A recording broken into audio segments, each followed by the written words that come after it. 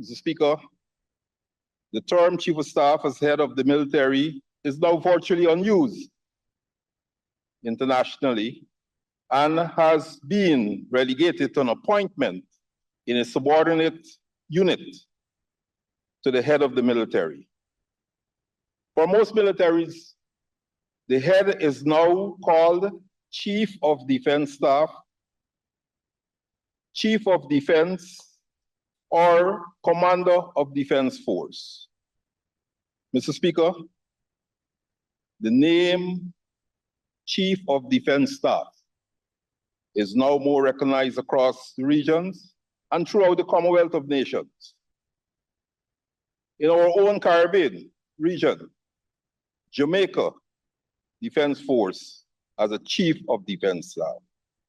Trinidad and Tobago Defense Force, they have a Chief of Defense Staff. And Barbados is in the process of adopting its change to that term.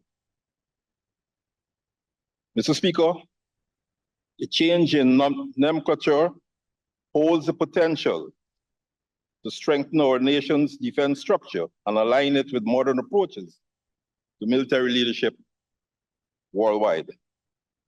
It is consistent and acceptable and equally applicable to the Guyana Defence Force.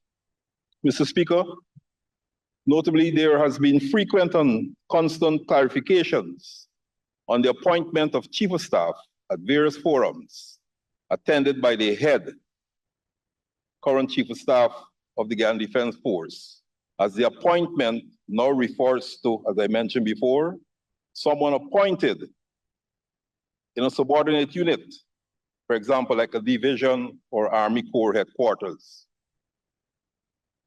With such structure, each branch of the military, a Chief of Staff is appointed to oversee day-to-day administrative and operational functions.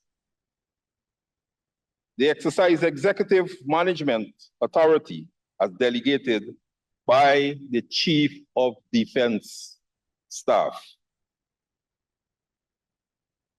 With such observation, and in an attempt to align our military with what currently obtains, the decision to make our head of the military the Chief of Defense Staff is recommended.